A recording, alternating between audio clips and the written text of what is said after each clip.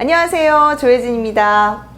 배란이란 난소에 있는 난포가 자라게 되고 에스트로겐 농도가 올라가면서 LH 호르몬, 즉 황체 형성 호르몬이 피크로 다다라요. 그래서 이 LH 호르몬이 피크 친 다음에 한 24시간에서 36시간 이후에 난포에서 난자가 터져 나오는 걸 바로 배란이라고 해요. 배란이 되면은 정자와 나팔관 팽대부, 즉 나팔관에서 조금 도톰한 부분에서 만나서 수정란이 되고, 이 수정란이 쭉 해서 자궁 안으로 들어와 착상이 되면 바로 우리가 임신이라고 하는 거죠. 그럼 배란기가 언젠가요? 하고 모르는 친구들이 있는데, 사실 생리 주기는 사람마다 달라요. 어떤 사람은 21일, 어떤 사람은 35일, 뭐 그 이상 가는 경우도 있지만, 이렇게 생리 주기가 들쑥날쑥 사람마다 다른데, 근데 생리 주기에 상관없이 우리가 보통 생리 예정일에서 14일 앞선 있는 시점, 그러니까 마이너스 14일이 바로 배란기라고 생각을 합니다. 그리고 보통 정자는 한 3, 4일 생존을 하고, 그리고 또 난자는 배란이 되면 한 24시간 정도 생존하는 걸로 알고 있는데, 그래서 배란기, 즉 가임기란 배란 시기인 14일 기점으로 마이너스 5일, 그리고 뒤로 한 플러스 2, 3일, 요 7, 8일 정도를 우리 배란기라고 생각을 해요. 근데 사람마다 약간 다르기 때문에 우리가 이걸 알기 위해서 이제 소변으로 하는 배란 테스트기를 이용하거나, 아니면 산부인과에서 아예 그냥 커지는 난포를 보고 얼마나 커졌는지를 확인하는 이런 초음파 검사를 통해서 배란되는 시점을 예측할 수도 있습니다.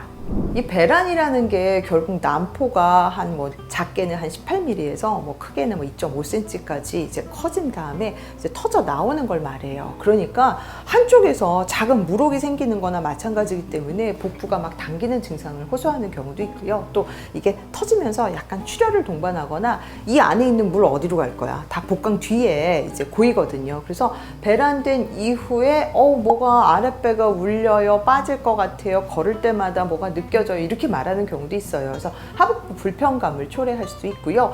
경우에 따라서는 이 배란된 이후에 나팔관이 수축을 하는데, 이 수축으로 인한 통증을 느끼는 경우도 있어요. 그리고 일반적으로는 배란기 전에 약간 체온이 살짝 떨어졌다가 배란기 이후에 이 황체 때문에 체온이 올라가게 되는데, 이때 몸이 되게 아프고 힘들고 처지고 열이 오른다고 호소하는 경우도 있고요. 약간 우리 생리전 증후군 때랑 비슷하게 굉장히 난 배란기 때문에 불편하다라고 호소하시는 경우도 있어요.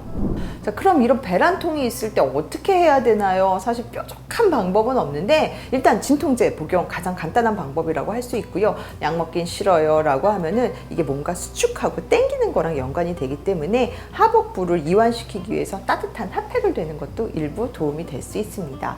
그리고 너무너무 심한 경우 있어. 배란 때문에 나는 힘들어 죽겠다라고 하시는 분은 아예 근본적으로 배란이 안 되게 하면 되겠죠. 여성에서는 먹는 피임약이 바로 배란을 억제하는 가장 간단한 방법이기도 해요. 그리고 내가 피임할 필요도 있고 나는 배란통 때문에 너무 일상생활이 힘들다 라고 하면은 먹는 피임약도 조심스럽게 추천을 드립니다.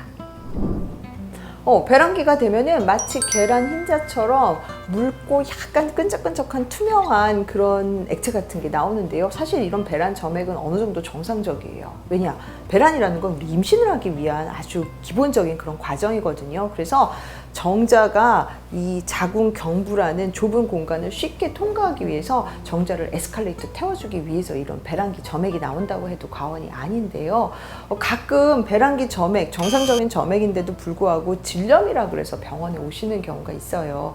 이 배란기 점액은 맑고 투명하고 약간의 점성이 있는 그런 분비물이고요. 여기에 그렇다고 막 비린내가 나거나 가렵거나 따갑거나, 물론 외음부 피부염이 있는 경우에는 이 배란 점액 자체가 자극 증상이 있기도 하지만, 그렇지 않다면은 그렇게 냄새나고 가렵거나 이런 증상이 없는 게 일반적입니다. 그래서 배란기 점액이 평소하고 다르다 그래도 병원에서 진료를 좀 받으셨으면 좋겠어요. 그리고 가끔 배란기에 선생님 슬쩍 피가 나와요 이렇게 오시는 경우가 있는데, 또 심지어는 매달 이런 배란기 출혈을 반복한다는 경우도 있어요.